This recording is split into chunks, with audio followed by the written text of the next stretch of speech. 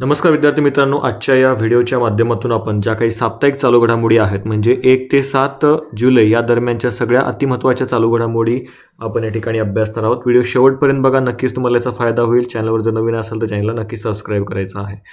पहिला प्रश्न आहे बघा, आंतरराष्ट्रीय नाणेनिधीने नुकत्याच प्रसिद्ध केलेल्या अहवालानुसार 2026 मध्ये सर्वाधिक परकीय चलनसाठा असलेला देश कोणता? तर विचारले काय आपल्याला 2026 मध्ये सर्वाधिक परकीय चलनसाठा असलेला देश, त्या प्रश्नाचं उत्तर असेल चीन. चीनमध्ये सर्वाधिक परकीय चलनसाठा सध्याच्या घडीला आपल्याला सांगता येतो. आता आंतरराष्ट्रीय नाणेनिधी म्हणजेच काय, तर IMF आहे, लक्षात ठेवा. या IMFची स्थापना कधी झाली होती, तर 1945 मध्ये याची स्थापना झाली होती. तो मुद्दा लक्षात ठेवायचा आहे. आणि या IMFचं जर तुम्हाला कधी मुख्यालय विचारलं तर वॉशिंग्टन DC या ठिकाणी अमेरिकेमध्येच याचं मुख्यालय आहे. आणि एकूण देश या IMFशी संबंधित किती आहेत, 190 देशांनी देश जे आहेत याच्यामध्ये जोडले गेलेले आहेत. एकूण सदस्य या IMFचे 190 आहेत. तो मुद्दा लक्षात ठेवायचा आहे. ओके. आणि सर्वाधिक परकीय चलनसाठा चीनमध्ये. ओके.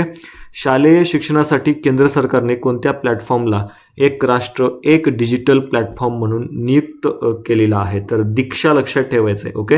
दीक्षा प्लॅटफॉर्म या ठिकाणी केंद्र सरकारने एक राष्ट्र एक डिजिटल प्लॅटफॉर्म म्हणून त्या ठिकाणी नियुक्त केलेला आहे. दीक्षा प्लॅटफॉर्म लक्षात ठेवा. आता दीक्षा प्लॅटफॉर्मचं जर तुम्हाला फुल फॉर्म विचारलं गेलं तर digital infrastructure for knowledge sharing असं या दीक्षा प्लॅटफॉर्मचं फुल फॉर्मसुद्धा आहे. शालेय शिक्षणासाठी असणार आहे. तो मुद्दा लक्षात घ्या. पुढे प्रश्न आहे, GST दिन कधी साजरा करण्यात आला, तर याचं उत्तर असेल 1 जुलै. ओके. तर 1 जुलैलाच का साजरा करण्यात आला होता, कारण आपल्याला माहिती आहे की भारतामध्ये 1 जुलै 2017 पासून काय करण्यात आलं होतं, देशामध्ये GST जो आहे तो लागू करण्यात आलेला होता. म्हणजेच वस्तू व सेवा कर जो आहे तो लागू करण्यात आला होता. आणि यासाठी आपण एक घटनादुरुस्तीसुद्धा केली होती, ती म्हणजे 101वी घटनादुरुस्ती. आणि मग त्यानुसार आपण हा जो काही टॅक्स आहे, हा जो काही इनडायरेक्ट टॅक्स आहे तो आपण त्या ठिकाणी सगळीकडे भारतामध्ये लागू केला होता. पुढे बघा, CBDTच्या अध्यक्षपदी नुकतीच कोणाची पुनर्नियुक्ती करण्यात आली, तर या प्रश्नाचं उत्तर असेल रवी अग्रवाल. ठीक आहे. रवी अग्रवाल हे काय आहेत, तर CBDTचे अध्यक्ष त्या ठिकाणी आहेत. आता CBDT म्हणजेच काय, तर central board of direct taxes म्हणजेच केंद्रीय प्रत्यक्ष कर मंडळ.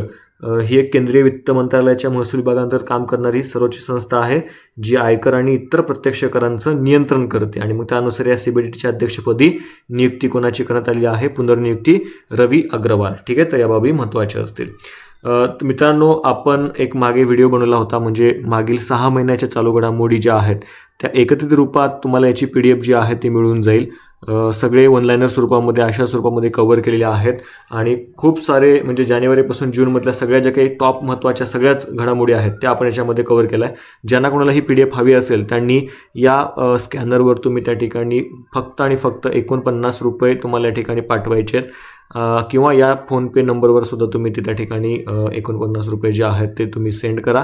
आणि याच फोन नंबरला व्हॉट्सअपला तुम्हाला त्याचा स्क्रीनशॉट पाठवायचा आहे आणि त्यानुसार तुम्हाला इथे ती PDF मिळून जाईल. किंवा PDF असा मॅसेज व्हॉट्सअपला या नंबरवर करा, ते तुम्हाला मी याची डिटेल्स देऊन देईन. ठीक आहे. तर पुढे जाऊया.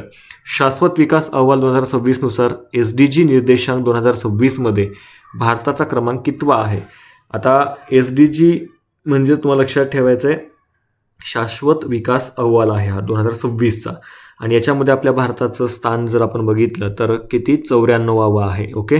तर हा प्रश्न तुम्हाला परीक्षेमध्ये विचारला जाऊ शकतो. संयुक्त राष्ट्रांनी 2015 मध्ये एकूण आपल्याला काय केले होते, 17 SDGs ज्या आहेत म्हणजे शाश्वत विकास उद्दिष्ट जे आहे, ज्यालाच आपण सस्टेनेबल डेव्हलपमेंट गोल्स असं त्या ठिकाणी म्हणतो, त्याला शॉर्टमध्ये SDG असं त्या ठिकाणी म्हटलं जातं. आणि ही उद्दिष्ट आपल्याला 2030 पर्यंत साध्य करायची आहेत, तसं आपण लक्ष ठेवलं आहे.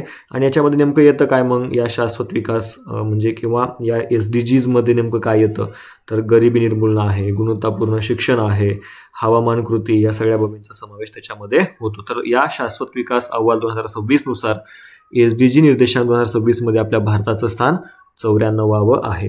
ओके. पहिली राष्ट्रीय ग्रामीण विकास परिषद 2026 कोण्या ठिकाणी आयोजित करण्यात आली, तर या प्रश्नाचं उत्तर असेल नवी दिल्ली. पहिली राष्ट्रीय ग्रामीण विकास परिषद आहे 2026ची. ओके. हा प्रश्न सुद्धा महत्त्वाचा लक्षात ठेवा, कारण की अशा स्वरूपाचे प्रश्न परीक्षेमध्ये विचारले जातात, जसं की पहिली आहे, पहिली राष्ट्रीय ग्रामीण विकास परिषद, त्यामुळे उत्तर असेल नवी दिल्ली म्हणजेच ग्रामीण भागातील रोजगार, पायाभूत सुविधा आणि डिजिटल साक्षरता वाढवण्यासाठी ही परिषद महत्त्वाची ठरते, लक्षात ठेवा. ओके, तर तो भाग महत्त्वाचा सांगता येतो. पुढे जाऊयात. बॅडमिंटन विश्व चॅम्पियनशिपचे यजमानपद भूषवण्यासाठी नुकतीच कोणत्या भारतीय शहराची निवड करण्यात आली किंवा निवड झाली? तर नवी दिल्ली, लक्षात ठेवायचं आहे. आता या नवी दिल्ली शहरामध्ये विश्व बॅडमिंटन चॅम्पियनशिप त्या ठिकाणी होणार आहे, तर तो मुद्दा लक्षात ठेवा. एखाद्या वेळेस तुम्हाला प्रश्न विचारला जाऊ शकतो की विश्व बॅडमिंटन चॅम्पियनशिप कोणत्या शहरामध्ये आयोजित करण्यात आली होती? तर ती नवी दिल्लीमध्ये, लक्षात ठेवा. ओके, बॅडमिंटन वर्ल्ड फेडरेशनद्वारे ही जागतिक स्तरावरील सर्वात मोठी स्पर्धा आयोजित केली जाते, लक्षात ठेवायचं. यापूर्वी 2009मध्ये सुद्धा अशा स्वरूपाची स्पर्धा जी आहे ती आयोजित करण्यात आली होती भारतामध्ये आणि ती हैदराबाद या शहरामध्ये आयोजित करण्यात आली होती, तो मुद्दा लक्षात ठेवा. आत्ता कुठे होते? नवी दिल्लीमध्ये होते. पुढे जाऊयात. अहमदाबाद येथे झालेल्या AVC पुरुष व्हॉलीबॉल चषक 2026मध्ये भारताने कोणते पदक जिंकले आहे? ओके, आता AVC पुरुष व्हॉलीबॉल म्हणजे जी काही स्पर्धा झाली होती त्याच्यामध्ये भारताने कांस्य पदक जिंकलेलं आहे, तो मुद्दा लक्षात ठेवायचा आहे. आता ही स्पर्धा जी आहे ती एशियन व्हॉलीबॉल जे काही कॉन्फेडरेशन आहे त्यांनी त्या ठिकाणी त्याचं आयोजन केलेलं होतं. आंतरराष्ट्रीय स्पर्धेत उत्कृष्ट कामगिरी करत भारताने याच्यामध्ये काय केलं आहे? तर कांस्य पदक त्या ठिकाणी व्हॉलीबॉल स्पर्धेमध्ये मिळवलेलं आहे. असं सुद्धा विचारलं जाऊ शकतं की AVC पुरुष व्हॉलीबॉल स्पर्धा जी आहे ती कोणत्या ठिकाणी पार पडली? तर अहमदाबाद या ठिकाणी पार पडली, तो मुद्दासुद्धा महत्त्वाचा असेल. पुढे जाऊयात. जिल्हा परिषदेचे मुख्य कार्यकारी अधिकारी कोणत्या दर्जाचे अधिकारी असतो? तर IAS दर्जाचा अधिकारी असतो, तो आपल्याला माहिती आहे. मध्येच एक वेगळा प्रश्न आलेला होता. आंतरराष्ट्रीय क्रिकेटमध्ये अलीकडे सर्वाधिक बळी घेणारा गोलंदाज कोण ठरली आहे? तर दीप्ती शर्मा, लक्षात ठेवा. आंतरराष्ट्रीय क्रिकेटमध्ये सर्वाधिक बळी घेणारी गोलंदाज जर आपण बघितलं ती दीप्ती शर्मा म्हणजे भारतीय महिला क्रिकेट संघातील एक महत्त्वाची त्या ठिकाणी ऑलराऊंडर आहे दीप्ती शर्मा. बऱ्याचदा आपण बघतो की ती बॅटिंगसुद्धा भारी करते आणि बॉलिंगसुद्धा त्या ठिकाणी भारी करते. ओके, तर तो मुद्दा लक्षात ठेवायचा आहे. तर आंतरराष्ट्रीय क्रिकेटमध्ये सर्वाधिक बळी घेणारी दीप्ती शर्मा बनलेली आहे. भारताचे 97वे ग्रँडमास्टर कोण ठरले आहेत? तर हर्षवर्धन, लक्षात घ्या. कितवे? 97वे ग्रँडमास्टर कोण बनलेले आहेत? तर इकडे महत्त्वाचा मुद्दा आपल्याला सांगतात ते म्हणजे हर्षवर्धन GB. ओके, पुढे जाऊयात. पहिले कोण होते ग्रँडमास्टर? विश्वनाथ आनंद. विश्वनाथ आनंद नंतर आत्ता जवळपास 97वे ग्रँडमास्टर जे आहे ते हर्षवर्धन त्या ठिकाणी बनलेत. पहिले आपल्याला सर्वांना माहिती आहे ते म्हणजे विश्वनाथ आनंद. 1988मध्ये त्यांनी हे पहिलं ग्रँडमास्टर जे आहे ते प्राप्त केलेलं होतं. कौशल्य विकास आणि उद्योजकता मंत्रालयातर्फे अलीकडेच कौशल्य महोत्सव 2026चं आयोजन कोणत्या ठिकाणी करण्यात आलं होतं? तर या प्रश्नाचं उत्तर असेल वारंगल, लक्षात ठेवा. वारंगल आहे, इथे बारंगल झाले. तेलंगणा राज्यामध्ये आपल्याला त्या ठिकाणी हे वारंगल जे आहे ते त्या ठिकाणी पाहायला मिळतं. या वारंगल शहरामध्ये कौशल्य विकास आणि उद्योजकता मंत्रालय यामार्फत कौशल्य महोत्सव 2026चं आयोजन वारंगल, तेलंगणा या ठिकाणी करण्यात आलं होतं, तो मुद्दा लक्षात ठेवायचा. भारतातील कोणत्या शहरातील अमेरिकी वाणिज्य दूतावासाजवळील मुख्य रस्त्याचं नाव बदलून डोनाल्ड ट्रम्प अव्हेन्यू असं त्या ठिकाणी ठेवण्यात आलेलं आहे? तर हैदराबाद, लक्षात ठेवा. म्हणजे हैदराबादमधल्या अमेरिकी दूतावासाच्या जवळचा जो रस्ता आहे त्या रस्त्याचं नाव बदलून डोनाल्ड ट्रम्पचं नाव देण्यात, लक्षात ठेवा. म्हणजे खूपच मोठी घटना झाली, कारण की आपण बघतो की ट्रम्प सध्या चर्चेमध्ये आहेत सगळीकडे आणि भारतातल्या एखाद्या रोडला ट्रम्पचं नाव देणं हे आपण त्या ठिकाणी इथे पाहतोय की हैदराबादमध्ये, तेलंगणामध्ये हैदराबादमधल्या या दूतावासाच्या जवळच्या या सगळ्या रस्त्याला काय करण्यात आलं होतं? या ट्रम्पचं नाव आहे ते देण्यात आलेलं आहे. बऱ्याचदा आपण पाहतो की म्हणजे महात्मा गांधी असतील किंवा इतर मोठे जे काही लोक होऊन गेलेत त्यांचे नावं विदेशामध्ये रस्त्यांना दिलेली आपण बघितलेले आहेत. मात्र इथं ट्रम्पचं नाव जे आहे ते सध्या आपल्याकडे दिलेलं आहे. पंतप्रधानाच्या सुरक्षेची जबाबदारी असलेल्या विशेष सुरक्षा गटाच्या संचालकपदी नुकतीच कोणाची नियुक्ती झाली? प्रश्नाचं उत्तर असेल अजित कुमार. ठीक आहे, म्हणजे SPG कमांडो ज्यांना आपण म्हणतो किंवा SPG जे आहेत म्हणजे विशेष सुरक्षेची जबाबदारी यांच्याकडे असते आणि त्या SPGच्या संचालकपदी नुकतीच अमित कुमार यांची त्या ठिकाणी निवड जी आहे ती झालेली आहे, तो मुद्दा लक्षात ठेवा. आता मुळात जर आपण बघितलं ज्यावेळेस 1985मध्ये इंदिरा गांधी यांची हत्या झाली होती, त्या इंदिरा गांधी यांच्या हत्येनंतर SPGची स्थापना त्या ठिकाणी झाली आणि एकंदरीतच या SPGकडे जबाबदारी असते ती म्हणजे पंतप्रधानाची सुरक्षा, त्याचबरोबर त्यांच्या कुटुंबाला सर्वोच्च सुरक्षा पुरवणं हे या SPGचं काम आहे, लक्षात घ्या. US ओपन 2026 बॅडमिंटन स्पर्धेत पुरुष एकेरीचं विजेतेपद कोणी पटकावलेलं आहे?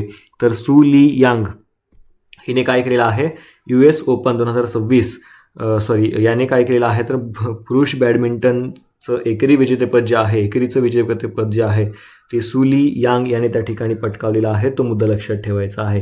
आता हा चायनीज तायपई चा त्या ठिकाणी तो बॅडमिंटनपटू आहे आणि US ओपन या स्पर्धेमध्ये BWF सुपर 300 या स्पर्धेमध्ये त्याने काय केलेलं आहे तर हे पदक जिंकलेलं आहे.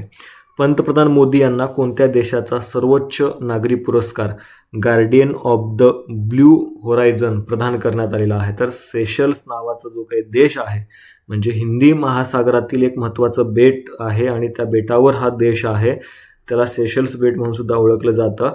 तर तो मुद्दा इथे लक्षात ठेवायचा. आणि त्या देशाने नरेंद्र मोदी यांना काय केलेलं आहे, तिथला त्यांचा सर्वोच्च पुरस्कार guardian of the blue horizon प्रदान केलं आहे. सेशल्स लक्षात ठेवायचं.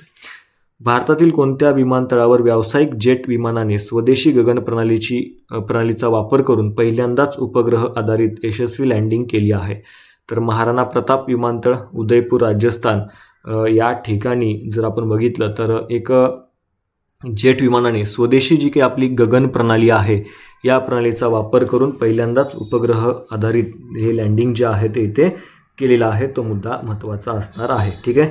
आता गगन जे आहे ते आपलं एक GPS आहे, लक्षात ठेवा. आणि ही भारताची स्वदेशी उपग्रह आधारित दिशादर्शक प्रणाली आहे. जसं आपण बघतो की गुगलचं जे काही मॅप्स वगैरे आहेत तशाच पद्धतीनं आपलं गगन आहे, लक्षात ठेवायचं आहे. ओके, तर या बाबी महत्त्वाच्या आहेत. पुढचा प्रश्न आहे विक्रम साराभाई अवकाश केंद्रचे संचालक कोण बनलेले आहेत, तर उपेंद्र P. राजीव हे विक्रम साराभाई अवकाश केंद्राचे त्या ठिकाणी नवीन संचालक पदी त्यांची निवड करण्यात आलेली आहे. आता मुळात इस्रोचे सर्वात मोठे आणि महत्त्वाचे रॉकेट प्रक्षेपण म्हणजे लॉन्च व्हेकल्सचं जे काही सेंटर आहे हे आपल्याला हे विक्रम साराभाई पाहायला मिळतं. बऱ्याचदा इथून सॅटेलाईट वगैरे जे आहेत ते लॉन्च केले जातात, तर हा मुद्दा लक्षात ठेवा. विक्रम साराभाई अवकाश केंद्र कोण्या ठिकाणी आहे, तर केरळमध्ये तिरुवनंतपुरम या ठिकाणी हे आहे. तो मुद्दा महत्त्वाचा असेल. जागतिक जलविद्युत दृष्टिकोन अहवालानुसार कोणता देश रशियाला मागे टाकून जगातील 5वा सर्वात मोठा जलविद्युत उत्पादक बनला आहे, तर या प्रश्नाचं उत्तर असेल आपला भारत. ठीक आहे. भारताने रशियाला मागे टाकून जलविद्युत या सगळ्या याच्यामध्ये तो कितव्या क्रमांकावर गेलेला आहे, तर त्या ठिकाणी रशियाला मागे टाकून 5व्या क्रमांकावर गेलेला आहे. हा आकडा लक्षात ठेवा, महत्त्वाचा असणार आहे. ठीक आहे. जागतिक जलविद्युत ओके जगात 5व्या क्रमांकावर आपला भारत आहे. तो मुद्दा महत्त्वाचा असणार आहे आपल्यासाठी. ठीक आहे. आणि याच्यामध्ये चीन जो आहे तो जगामध्ये सगळ्यात टॉपला आहे. चीनचा पहिला क्रमांक लागतो, भारताचा आपल्या 5वा क्रमांक लागतो. तो मुद्दा लक्षात ठेवा. दरवर्षी महाराष्ट्र कृषी दिवस केव्हा साजरा केला जातो, तर 1 जुलै ही तारीख लक्षात ठेवा. महाराष्ट्राचे जे काही माजी मुख्यमंत्री होते आणि राज्यातील आपल्या हरित क्रांतीचे जनक जे होते वसंतराव नाईक यांच्या जयंतीनिमित्त 1 जुलै हा दिवस जो आहे तो आपल्याकडे महाराष्ट्र कृषी दिवस म्हणून साजरा केला जातो. ठीक आहे. कोणाची जयंती, तर लक्षात ठेवायचं आहे वसंतराव नाईक. ओके, महाराष्ट्र राज्यातील हरित क्रांतीचे जनक म्हणून आपण त्यांना त्या ठिकाणी ओळखतो. तो मुद्दा लक्षात ठेवायचा आहे. पुढे जाऊयात. ISSF ज्युनियर वर्ल्ड चॅम्पियनशिप 2026 मध्ये कोणत्या देशाने पदक तालिकेमध्ये अव्वल स्थान पटकावलं आहे, तर या प्रश्नाचं उत्तर असेल भारत. ठीक आहे. आता ISSF म्हणजेच काय, तर इंटरनॅशनल शूटिंग स्पोर्ट फेडरेशन ही एक आंतरराष्ट्रीय नेमबाजाची स्पर्धा आहे किंवा नेमबाजी स्पर्धेचं नियमन करणारी एक जागतिक संघटना आहे. आणि याच्यामध्ये भारतीय युवा नेमबाजांनी जगावर काय केलेलं आहे, वर्चस्व त्या ठिकाणी मिळवलेलं आहे. एकंदरीत लक्षात ठेवा, याच्यामध्ये अव्वल स्थान आपल्या भारताने त्या ठिकाणी पटकावलेलं आहे. वर्ल्ड चॅम्पियनशिप होती. ओके. SGFI सुवर्ण पदक 2026 कोणाला प्रदान करण्यात आले, तर विश्वनाथन आनंद यांना त्या ठिकाणी हे जे काही पदक आहे ते सुवर्ण पदक जे आहे ते त्यांना प्रदान करण्यात आले. आता SGFI म्हणजे काय, तर sports journalist federation of India, त्यालाच SGFI असं शॉर्टमध्ये आपण म्हणतो. यांच्याकडून सर्वोच्च क्रीडा सन्मान त्या ठिकाणी दिला जातो. आणि 5 वेळेचे जागतिक बुद्धिबळ विजेतेपटू जे आहेत विश्वनाथ आनंद यांना त्यांच्या प्रदीर्घ आणि प्रेरणादायी कारकिर्दीसाठी काय करण्यात आलं होतं, हे सुवर्ण पदक जे आहे ते देण्यात आलेलं आहे. पुढे बघा, गृहमंत्री अमित शहा यांनी PM फॅमिली केअर ट्रॅकर आणि हेल्थ पासपोर्ट हा प्रायोगिक प्रकल्प कोणत्या शहरात सुरू केला, तर गुजरातमधील गांधीनगर. ठीक आहे. कोण, गृहमंत्री अमित शहा यांनी PM फॅमिली केअर ट्रॅकर आणि हेल्थ पासपोर्ट हा प्रकल्प गुजरातमधील गांधीनगर या ठिकाणी तो सुरू करण्यात आलेला आहे. तो मुद्दा लक्षात ठेवण्याचा प्रयत्न करायचा आहे. म्हणजे देशातील नागरिकांच्या वैद्यकीय इतिहास एकाच डिजिटल प्लॅटफॉर्मवर सुरक्षित ठेवणं आणि आपत्कालीन स्थितीमध्ये आरोग्य सेवा सुलभ करणं हा या डिजिटल हेल्थ उपक्रमाचा मुख्य उद्देश आहे. म्हणजे लक्षात ठेवा, नागरिकांचा वैद्यकीय म्हणजे मेडिकल हिस्ट्री त्यांची या ठिकाणी नोंदवली जाणार आहे. तुमचं नाव टाकलं किंवा काही एखादा नंबर जर त्या कार्डवर वगैरे असेल त्या हेल्थ पासपोर्टवर, तो टाकला की तुम्हाला आधी तुम्ही कोणत्या डॉक्टरकडे गेले होते, तुम्हाला नेमका कोणता आजार होता, त्याचं निदान करण्यासाठी काय काय बाबी केल्या, हे सगळं तिथे त्या ठिकाणी ओपन होऊन जाईल. तर असे हेल्थ पासपोर्टचा प्रयोग जो आहे तो गुजरातमधील गांधीनगर. ठीक आहे, चांगला प्रयोग आहे, लक्षात ठेवा. कोणत्या राज्य सरकारने केंद्राची नवी ग्रामीण रोजगार योजना फीबीजी रामजी लागू करण्याचा निर्णय घेतला? तर उत्तर असेल पंजाब. लक्षात ठेवायचं आहे. ठीक आहे, म्हणजे ग्रामीण भागातील मजुरांना शाश्वत रोजगार उपलब्ध करून देणं आणि खेड्यामध्ये मूलभूत पायाभूत सुविधांचा विकास करणं हे या योजनेचं उद्दिष्ट आहे. आणि त्यानुसार पंजाब राज्य सरकारने व्हीबीजी रामजी लागू करण्याचा निर्णय घेतला आहे. भारताचे पहिले ऑफशोअर विमानतळ कोठे उभारले जाईल? तर महाराष्ट्रातील पालघर या ठिकाणी. आता हे IMP करून ठेवा, कारण की पहिलं आहे आणि आपल्या महाराष्ट्रामध्ये होतंय. त्यामुळं भारताचे पहिले ऑफशोअर विमानतळ कुठे उभारले जाईल? तर महाराष्ट्रातील पालघर हे इथं या प्रश्नाचं उत्तर बरोबर असेल. आता ऑफशोअर विमानतळ म्हणजे काय असा प्रश्न तुम्हाला पडलेला असेल तर लक्षात घ्या, समुद्र किनाऱ्यालगत समुद्रात भराव टाकून तयार केलेलं विमानतळ त्याला आपण काय म्हणतो? ऑफशोअर त्या ठिकाणी विमानतळ असं म्हणतो. म्हणजे समुद्रामध्ये भर न टाकून किंवा भराव टाकून तिथं ते विमानतळ तयार केलं जाणार आहे. आणि असं पहिलं भारतातलं महाराष्ट्रातील पालघर या ठिकाणी होणार आहे, लक्षात ठेवा. आता मुंबई आणि नवी मुंबई विमानतळावर भविष्यातील ताण कमी करण्यासाठी हा एक महत्त्वाचा प्रकल्प असणार आहे. भविष्यातला विचार करून आत्ता त्याची पावलं जी आहेत ती उचलली जात आहेत. नरेंद्र मोदी यांच्या पंतप्रधानाच्या काळात जारी केलेली टपाल तिकिटे, नाणी आणि नोटा या शीर्षकाच्या कॉफी टेबल बुकचे प्रकाशन कोणी केलेलं आहे? तर मिंटेज वर्ल्ड हे या प्रश्नाचं उत्तर काय असणार आहे? बरोबर असणार आहे. आता मिंटेज वर्ल्ड ही नाणी, टपाल तिकिटे आणि चलनांचा इतिहास जतन करणारं एक मोठं ऑनलाईन संग्रहालय आहे. आणि या पुस्तकात 2014 नंतरच्या विशेष नाण्यांचा संग्रह जो आहे तो करण्यात आलेला आहे. तर तो मुद्दा लक्षात ठेवा. म्हणजे नरेंद्र मोदी यांच्या काळात जारी केलेली टपाल तिकीटं, नाणी, नोटा हे सगळं याचं इथे संग्रह जो आहे तो असणार आहे. जीर्णोद्धार केलेल्या 400 वर्ष जुन्या मुजियान कुलमचे उद्घाटन कोणत्या केंद्रशासित प्रदेशामध्ये करण्यात आले? तर त्या प्रश्नाचं उत्तर असेल पद्दुचेरी. ठीक आहे, पॉंडिचेरी, पद्दुचेरी काय म्हणतात ते लक्षात घ्या. 400 वर्ष जुन्या मुजियान कुलमचं उद्घाटन जे आहे ते इथे करण्यात आलेलं आहे. आता मुजियान कुलम काय आहे? तर एक ऐतिहासिक पाण्याचा तलाव आहे, लक्षात ठेवा. म्हणजे हवामान बदलाच्या काळात जुन्या जलस्रोतांचं पुनर्जीवन करणं आणि भूजल पातळी वाढवणं, त्यांचा वारसा जतन करणं यासाठी पद्दुचेरी इथे त्या ठिकाणी 400 वर्ष जुन्या या मुजियान कुलमचे त्या ठिकाणी उद्घाटन जे आहे ते करण्यात आलं. कोणता भारतीय देश अलीकडेच UPI स्वीकारणारा 10वा देश ठरला आहे? तर तो ग्रीस असणार आहे. म्हणजे UPIद्वारे तुम्ही ग्रीसमध्ये जाऊन पेमेंट त्या ठिकाणी करू शकता. तर हा मुद्दा लक्षात ठेवा, असा 10वा देश बनलेला आहे. आता UPIचं फुल फॉर्म काय आहे? युनिफाईड पेमेंट्स इंटरफेस, त्याला UPI असं शॉर्टमध्ये म्हणतो. बऱ्याच एक्झाममध्ये तुम्हाला UPIचं फुल फॉर्म सुद्धा त्या ठिकाणी विचारलं गेलं आहे. तर 10वा देश बनला आहे ग्रीस, हे इथं महत्त्वाचं असणार आहे. आता युरोपियन देशामध्ये सुद्धा भारताची डिजिटल पेमेंट प्रणाली जी आहे ती तुम्हाला वापरता येणार आहे. ओके, पुढे जाऊया. ग्लोबल स्किल्स चॅलेंज ऑस्ट्रेलियामध्ये भारताने किती पदके जिंकली? तर या प्रश्नाचं उत्तर असेल भारताने एकूण 5 पदकं जी आहेत ती याच्यामध्ये जिंकलेली आहेत. ओके, ओमेगा ब्लॉक हवामान प्रणालीमुळे कोणत्या खंडात किंवा प्रदेशात तापमान 44 अंश सेल्सिअसपेक्षा जास्त झाले आहे आणि जीवघेणी उष्णतेची लाट आलेली आहे? तर पश्चिम युरोप. मागे तुम्ही बऱ्याचदा रील्स वगैरे बघितले असतील किंवा यूट्यूबवर वगैरे तुम्ही न्यूजमध्ये सुद्धा बघितलं असेल की युरोपमध्ये रस्ते जे आहेत ते वितळलेले तुम्हाला दिसलेले आहेत, किंवा एखादी जी काही बॅडमिंटन खेळत होते त्यांच्या बॅडमिंटन रॅकेटचं जे काही आपण धरतो ते जागा तिथली सुद्धा त्या ठिकाणी काळं त्यांच्या हाताला लागत होतं. म्हणजे एकंदरीतच प्रचंड. आता 44 अंश सेल्सिअस जर आपण बघितलं तर हे भारतामध्ये किंवा भारतीयांसाठी काही मोठं नाही, कारण की एवढ्या याच्यामध्ये आपले लोक व्यवस्थित सगळ्या गोष्टी करू शकतात. आता युरोपमध्ये इतकं तापमानालाच ती लोक इतके परेशान झाले की हे सगळं न्यूजमध्ये बनलं, जगभरामध्ये या सगळ्या बाबी ज्या आहेत त्या सुरू झालेल्या होत्या.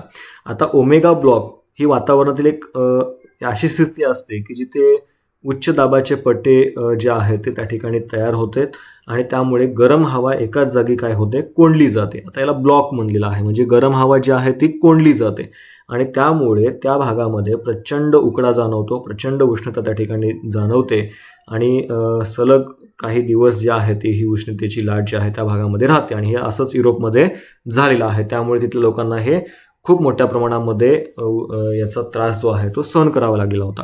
भारताचे नवीन लष्कर प्रमुख 2026 पदी कोणाची नियुक्ती करण्यात आली, तर धीरज सेठ हे या प्रश्नाचं उत्तर बरोबर असेल. जनरल धीरज सेठ हे उपेंद्र द्विवेदी यांच्याकडून भारतीय भूदलाच्या प्रमुख पदाची सूत्र जी आहेत ती स्वीकारतील. तर तो मुद्दा लक्षात ठेवायचा आहे. ओके, पुढे जाऊया. कोणत्या राज्य सरकारने अलीकडेच अल्पसंख्याक शिक्षण प्राधिकरणाची स्थापना केली, तर उत्तराखंड या प्रश्नाचं उत्तर असेल. उत्तराखंड सरकारने अल्पसंख्याक शिक्षण प्राधिकरणाची स्थापना केली. भारतीय लष्कराच्या उपप्रमुखपदी कोणाची नियुक्ती करण्यात आली, तर संदीप जैन हे या प्रश्नाचं उत्तर त्या ठिकाणी असणार आहे. 77वा वन महोत्सव केव्हा आयोजित होत आहे, तर 1 ते 7 जुलै या दरम्यान. ठीक आहे, 77वा वन महोत्सव 1 ते 7 जुलै या दरम्यान तो त्या ठिकाणी आयोजित केला जातो. तो मुद्दा लक्षात ठेवायचा आहे. आता भारतात हा वन महोत्सव जो आहे म्हणजे 7 दिवस हा महोत्सव इथे साजरा केला जातो. 1950मध्ये KM मुन्शी यांनी याची सुरुवात जी आहे ती केली होती. तो मुद्दा लक्षात ठेवायचा. या दरम्यान जास्तीत जास्त काय केलं जातं, झाडे वगैरे जी आहेत ती लावली जातात. तो मुद्दा लक्षात ठेवायचा आहे. जुलै 2026 पासून सुरू होणाऱ्या 6 महिन्यांच्या कालावधीसाठी युरोपियन युनियनच्या परिषदेचे अध्यक्षपद कोणत्या देशाने स्वीकारले आहे. ओके, म्हणजे एकंदरीत लक्षात ठेवा, युरोपियन युनियनच्या परिषदेचे अध्यक्षपद कोणाकडे आहे असा प्रश्न आपल्यासमोर आहे. तर या प्रश्नाचं उत्तर असेल आयर्लंड. ठीक आहे, आयर्लंड या देशाकडे याचं त्या ठिकाणी अध्यक्षपद आहे. आता युरोपियन युनियन ही 27 युरोपियन देशांची एक राजकीय आणि आर्थिक संघटना आहे. तो मुद्दा लक्षात ठेवा. या युरोपियन युनियनमध्ये 27 देश आहेत. 1-2 आहेत का, तर नाही, 27 देश आहेत. त्यांचं स्वतःचं स्वतंत्र चलन आहे ज्याला युरो आपण त्या ठिकाणी म्हणतो. या युरोपियन युनियनचं मुख्यालय बेल्जियममध्ये ब्रुसेल्स या ठिकाणी आहे. तो मुद्दा महत्त्वाचा असणार आहे. स्टेट बँक ऑफ इंडियाचा कोणता स्थापना दिवस नुकताच 1 जुलै 2026 रोजी साजरा करण्यात आला, तर 71वा स्थापना दिवस SBIचा होता. लक्षात ठेवा. 1 जुलै 1955 रोजी गोरवाला समितीच्या शिफारशीनुसार याची स्थापना जी आहे म्हणजे SBIची स्टेट बँक ऑफ इंडियाची स्थापना जी आहे ती त्या ठिकाणी करण्यात आलेली होती 1955मध्ये. आणि भारतातील सर्वात मोठी सार्वजनिक क्षेत्रातली बँक आहे. हा मुद्दा सुद्धा महत्त्वाचा आहे, जिचं मुख्यालय मुंबई या ठिकाणी आहे. 29वी राष्ट्रीय ई-गव्हर्नर परिषद आयोजित करण्यात आली, म्हणजे कोणत्या ठिकाणी आयोजित करण्यात आली, तर जयपूर. लक्षात ठेवायचं आहे. म्हणजे 29वी राष्ट्रीय ई-गव्हर्नर परिषद जयपूर राजस्थान या ठिकाणी आयोजित करण्यात आली होती. तो मुद्दा महत्त्वाचा असणार आहे. ओके, पुढे जाऊयात. पुढचा प्रश्न बघा. 1-2C प्रकल्प ही कोणत्या 3 देशांना जोडणारी पाणबुडी केबल प्रणाली आहे, तर भारत, मलेशिया आणि सिंगापूर या 3 देशांना जोडणारी त्या ठिकाणी पाणबुडी केबल जी आहे ती तुम्हाला लक्षात ठेवायचं आहे. आता ही समुद्राच्या तळाशी पसरलेली एक अतिवेगवान डेटा ट्रान्समिशन यंत्रणा असते आणि आंतरराष्ट्रीय स्तरावर इंटरनेट असेल, टेलिकम्युनिकेशन असेल, हे मजबूत करणं हा याचा महत्त्वाचा हेतू असतो. लक्षात ठेवा. आणि हाय स्पीड डेटा ट्रान्सफर वाढवण्यासाठी सुद्धा हे महत्त्वाचं असतं. आणि हे समुद्राच्या तळापासून म्हणजे समुद्रातून ह्या केबल ज्या आहेत त्या टाकल्या जातात. आता बऱ्याचदा आपण बघतो की इराण आणि अमेरिका, इस्रायल हे ज्यावेळेस वॉर सुरू होतं ते हॉर्मुझची जी काही खाडी आहे त्या खाडीमधून सुद्धा इंटरनेटच्या केबल्स ज्या आहेत त्या टाकलेल्या आहेत. आणि इराणने बऱ्याचदा धमकी सुद्धा दिली होती की आम्ही ते केबल वगैरे काय करू, कट करू. त्यामुळे हे जे काही आपण नेट वापरतो वगैरे ह्या सगळ्या बाबींचं खूप मोठ्या प्रमाणामध्ये एकंदरीत त्याला काय म्हणू आपण, खंड जो आहे तो त्या ठिकाणी पडला असता. तर ह्या बाबी लक्षात ठेवा. त्या समुद्राच्या खालून ह्या केबल ज्या आहेत म्हणजे समुद्राच्या आतून ह्या केबल ज्या आहेत त्या टाकल्या जातात. केंद्रीय कृषी मंत्री शिवराज सिंह चौहान यांनी जुलै 2026मध्ये विकसित भारत रामजी कायदा कोठून सुरू केला, तर आंध्र प्रदेशमध्ये मुक्कावरी पल्ली नावाचं जे काही ठिकाण आहे आंध्र प्रदेशमध्ये तिथून त्यांनी VVG रामजी हा कायदा जो आहे तो त्या ठिकाणी तिथून सुरू केला आहे आंध्र प्रदेशमधून. तो मुद्दा महत्त्वाचा असणार आहे. ठीक आहे, चला पुढे जाऊयात. पुढचा प्रश्न असेल, जैवविविधता प्राधिकरणाने कोणत्या राज्यातील बोरजुली फार्म साईटला जंगली भाताच्या संस्थान संवर्धनासाठी जैवविविधता वारसा स्थळ म्हणून घोषित केला आहे, तर आसाम हे या प्रश्नाचं उत्तर बरोबर असणार आहे. आता थोडंसं जर आपण बघितलं स्वस्थान संवर्धन म्हणजे काय आहे, तर वनस्पती किंवा प्राण्यांच्या त्यांच्या नैसर्गिक अधिवासातच केलेले जतन. आता मुळात जतन म्हटलं की काय केलं जातं, त्याच्यासाठी वेगळ्या काही बाबी तयार केल्या जातात. मात्र इथं काय केलं जातं आहे, ते ज्या ठिकाणी उगवत आहेत, ते ज्या ठिकाणी त्यांचं मूळ आहे, त्याच ठिकाणी त्यांचं संवर्धन करायला सुरुवात केलेली आहे. तर तो मुद्दा तुमच्यासाठी महत्त्वाचा आहे आणि त्यासंबंधीचं जैवविविधता वारसा स्थळ म्हणून घोषित केलं आहे ते म्हणजे आसाममध्ये. ठीक आहे, तर त्याचं नाव आहे बोरजुली फार्म साईट. तर तो मुद्दा महत्त्वाचा असणार आहे. ठीक आहे, पुढे जाऊयात आपण. पुढचा प्रश्न आहे, कोणत्या राज्याच्या पोलिसांनी महिला आणि मुलांची ऑनलाईन सुरक्षा मजबूत करण्यासाठी ऑपरेशन सेफ सायबर स्पेस सुरू केले आहे? तर या प्रश्नाचं उत्तर असेल गुजरात. ठीक आहे, तर गुजरातमध्ये अशा पद्धतीचा प्रयोग जो आहे तो करण्यात आलेला आहे. पुढे जाऊयात. हिंदुस्थान कॉपर लिमिटेडचे अध्यक्ष आणि व्यवस्थापकीय संचालक म्हणून कोणी पदभार स्वीकारला? तर अनुपम मिश्रा हे या प्रश्नाचं उत्तर बरोबर आहे. HCLचे नवीन त्या ठिकाणी अध्यक्ष असणार आहेत, संचालक असणार आहेत अनुपम मिश्रा. पुढचा प्रश्न आहे, जागतिक हवामान संघटनेने सर्वोच्च वैज्ञानिक सन्मान असलेला IMO पुरस्कार कोणाला त्या ठिकाणी प्रदान केला? तर तो असणार आहे फ्लोरेन्स रॅबियर यांना तो त्या ठिकाणी पुरस्कार जो आहे तो प्रदान करण्यात आलेला आहे. तो मुद्दा महत्त्वाचा असणार आहे. ठीक आहे, डॉक्टर फ्लोरेन्स रॅबियर हे प्रसिद्ध हवामानशास्त्रज्ञ आहेत आणि एकंदरीतच त्यांच्या या सगळ्या योगदानाबद्दल त्यांना WMOचा हा पुरस्कार जो आहे तो इथे प्रदान करण्यात आलेला आहे. तो मुद्दा लक्षात ठेवायचा आहे. ओके, पुढे जाऊयात. हुरन ग्लोबल युनिकॉर्न इंडेक्स 2026 मध्ये भारताचा क्रमांक कितवा आहे? तर 4था असणार आहे Hurun global unicorn index.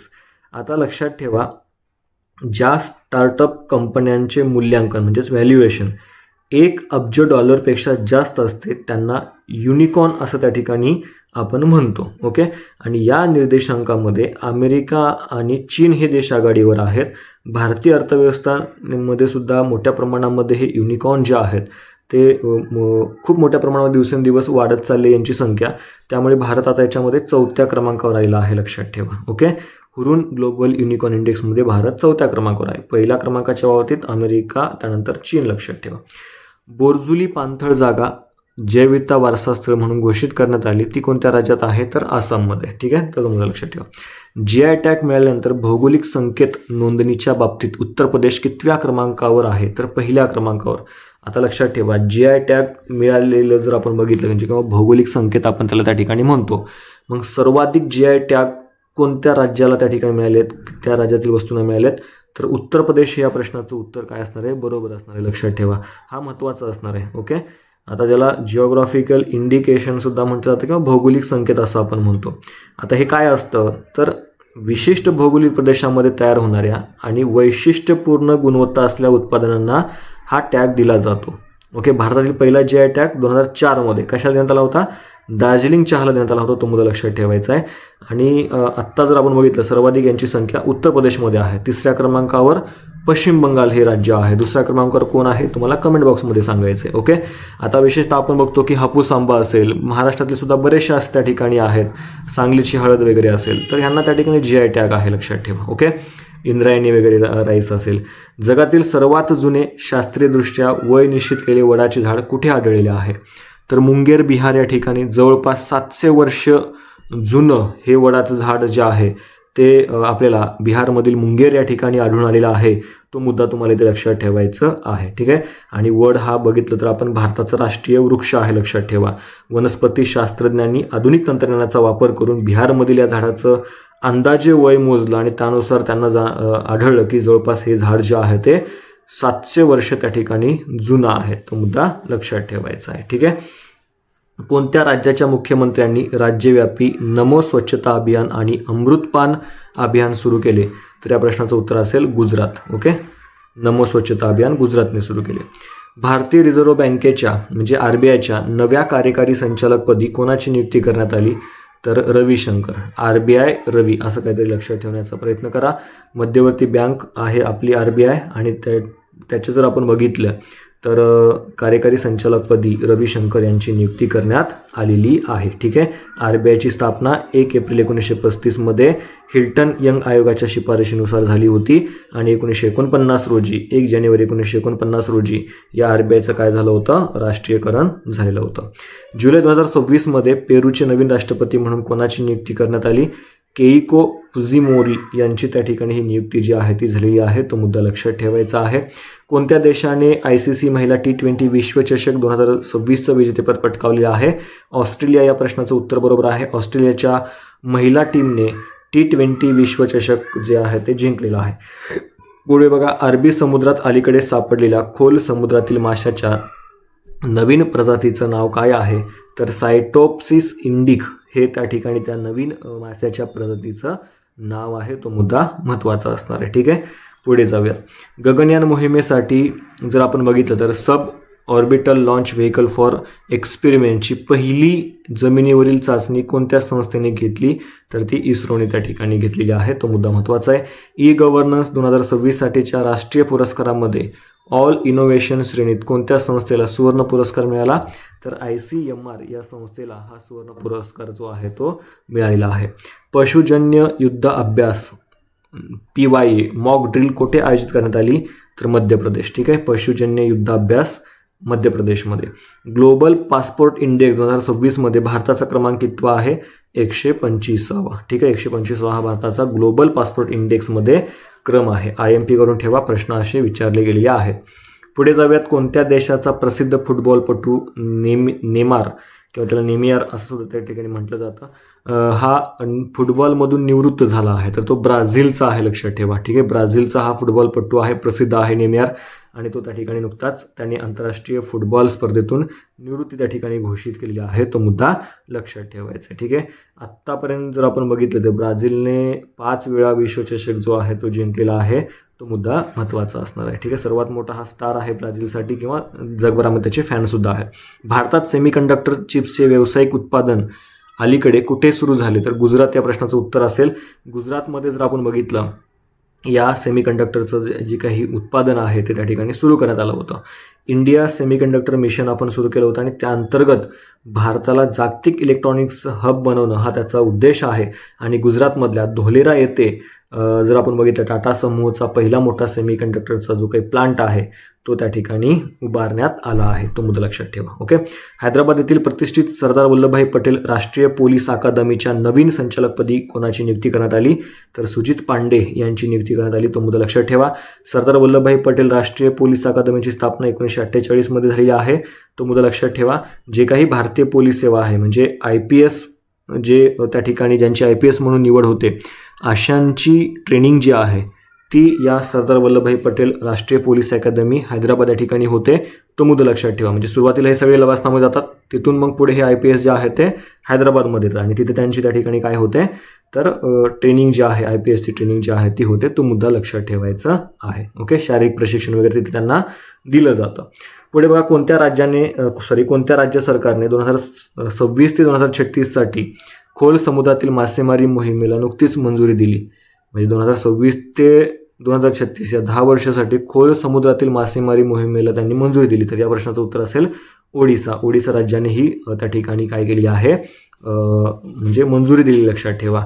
Okay, आता एकंदरीत जर आपण बघितलं तर भारताला 1716 किलोमीटर लांबीचा एकूण समुद्र किनारा लाभलेला आहे आणि ओडिसा राज्याला त्यापैकी 480 किलोमीटर लांबीचा समुद्र किनारा लाभलेला आहे.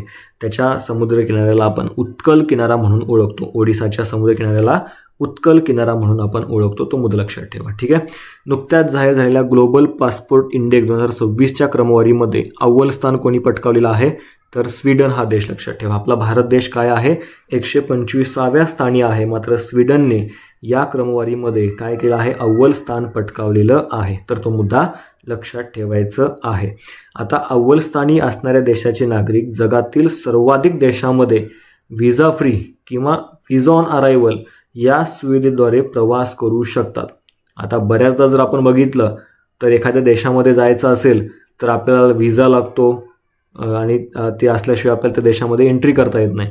मात्र स्वीडन हा असा देश आहे की जगातील बऱ्याचशा देशांमध्ये तो त्या ठिकाणी त्यांचे जे काही नागरिक आहेत ते जाऊ शकतात व्हिसाशिवाय, किंवा तिथे गेल्यानंतर सुद्धा तो व्हिसा त्यांना त्या ठिकाणी घेता येतो, अशी सुविधा त्यांना मिळते. कोणत्या राज्य सरकारने महिलांची सुरक्षा अधिक मजबूत करण्यासाठी दुर्गा स्क्वॅड सुरू केला आहे? तर पश्चिम बंगाल या प्रश्नाचं उत्तर बरोबर आहे. भारतासाठी आंतरराष्ट्रीय क्रिकेटमध्ये पदार्पण करणारा सर्वात तरुण खेळाडू कोण ठरला आहे? तर वैभव सूर्यवंशी या प्रश्नाचं उत्तर असेल. ठीक आहे, अलीकडे जर आपण बघितलं तर हा वैभव सूर्यवंशी खूप चर्चेमध्ये आहे. मूळचा बिहारचा आहे आणि अतिशय लहान वयामध्ये त्याने त्या ठिकाणी भारतीय संघामध्ये स्थान जे आहे ते मिळवलेलं आहे. म्हणजे सचिन तेंडुलकरचा सुद्धा विक्रम त्याने मोडीत काढलेला आहे. तो मुद्दा येथे लक्षात ठेवण्याचा प्रयत्न करा. ठीक आहे, 15 वर्ष वगैरे त्याचं वय आहे. कोणत्या देशाने 4 जुलै 2026 रोजी आपल्या स्वातंत्र्याचा 250वा वर्धापन दिन साजरा केला? तर युनायटेड स्टेट्स ऑफ अमेरिका या अमेरिकेने आपला 250वा वर्धापन दिन जो आहे तो त्या ठिकाणी साजरा केला. आता अमेरिकेच्या बाबतीत विचार केला तर अमेरिकेवर सुद्धा ब्रिटिशांचं राज्य होतं, लक्षात ठेवा. मात्र त्यांनी 4 जुलै आय थिंक 1776 पासून ब्रिटिश साम्राज्यापासून काय केलं होतं, त्यांनी स्वातंत्र्य मिळवलं होतं. म्हणजे लक्षात ठेवा, या अमेरिकेतल्या नागरिकांनी 1776 मध्येच ब्रिटिशांना हुसकावून लावलं होतं, स्वातंत्र्य त्या ठिकाणी मिळवलं होतं. आणि त्यामुळे जर आपण बघितलं तर 250 वर्ष त्या ठिकाणी त्यांना पूर्ण झालेली आहेत. आणि अमेरिकेच्या बाबतीत जर विचार केला तर त्यांची राज्यघटना जी आहे ती जगातील पहिली लिखित राज्यघटना आहे. आणि त्या अमेरिकेतल्या राज्यघटनेकडून आपण मूलभूत हक्क जे आहेत ते त्या ठिकाणी स्वीकारलेले आहेत. तर तो मुद्दा लक्षात ठेवा. 2027 पासून आंतरराष्ट्रीय बुकर पुरस्कार कोणत्या नवीन नावाने ओळखला जाईल? तर या प्रश्नाचं उत्तर असणार आहे मित्रांनो, आता मुळात जर आपण बघितलं तर आंतरराष्ट्रीय बुकर पुरस्कार हा इंग्रजीत अनुवाद झालेल्या आणि इंग्लंडमधल्या किंवा युनायटेड किंगडम किंवा आयर्लंडमध्ये प्रकाशित झालेल्या कादंबरीसाठी त्या ठिकाणी दिला जातो. तो मुद्दा लक्षात ठेवायचा आहे. ठीक आहे, आता एकंदरीत जर आपण बघितलं तर याचं नाव बदलून बुखमन आंतरराष्ट्रीय बुकर पुरस्कार असं त्या ठिकाणी ठेवण्यात आलेलं आहे. पूर्वी आंतरराष्ट्रीय बुकर पुरस्कार होता, त्याच्यामध्ये बुकमन असं त्या ठिकाणी जोडण्यात आले. तो मुद्दा लक्षात ठेवा. मित्रांनो, मागील 6 महिन्यांच्या चालू घडामोडीचं जे काही PDF जर तुम्हाला हवी असेल, वन लाईनर स्वरूपामधली ही PDF हवी असेल तर तुम्ही या नंबरवर व्हॉट्सअपला PDF असा मेसेज करा. तिथे तुम्हाला त्या ठिकाणी ती मिळून जाईल. म्हणजेच तुम्हाला या स्कॅनरवर 49 रुपये पे करायचे आहेत, त्याचा स्क्रीनशॉट सोबत पाठवायचा आणि त्यानुसार तुम्हाला इथे ही PDF जी आहे ती मिळून जाईल. ओके, सगळ्या घडामोडी आपण कव्हर केल्यात, व्यवस्थित कव्हर केल्यात. आणि या लेक्चरची जर तुम्हाला PDF हवी असेल आत्ता आपण जे काही साप्ताहिकची, ते करण्यासाठी तुम्हाला आपलं टेलिग्राम चॅनल आहे, ते टेलिग्राम चॅनल जॉईन करा. तिथून तुम्हाला म्हणजे याची जी काही लिंक आहे ती व्हिडिओच्या डिस्क्रिप्शन बॉक्समध्ये आहे. तिथून तुम्हाला ही जी काही साप्ताहिक चालू घडामोडीची PDF आहे ती फ्रीमध्ये मिळून जाईल. ओके, तर थांबूयात. लेक्चर जर तुम्हाला आवडला असेल तर नक्कीच त्या ठिकाणी कमेंट करून सांगा की लेक्चर कसं होतं. त्याचबरोबर अशा स्वरूपाची व्हिडिओ तुम्हाला पुढे साप्ताहिक पद्धतीने हवे आहेत का ते सुद्धा तुम्ही त्या ठिकाणी सांगू शकता. एक्सप्लेनेशन हवं आहे, नको की आणखी जास्त एक्सप्लेनेशन ॲड केलं पाहिजे, काय वाटतं ते सुद्धा त्या ठिकाणी कळवा. त्यानुसार आपण त्याच्यामध्ये बदल करूयात. चॅनलवर जर नवीन असाल तर नक्की चॅनलला सबस्क्राईब करा. थांबूयात. Thank you so much.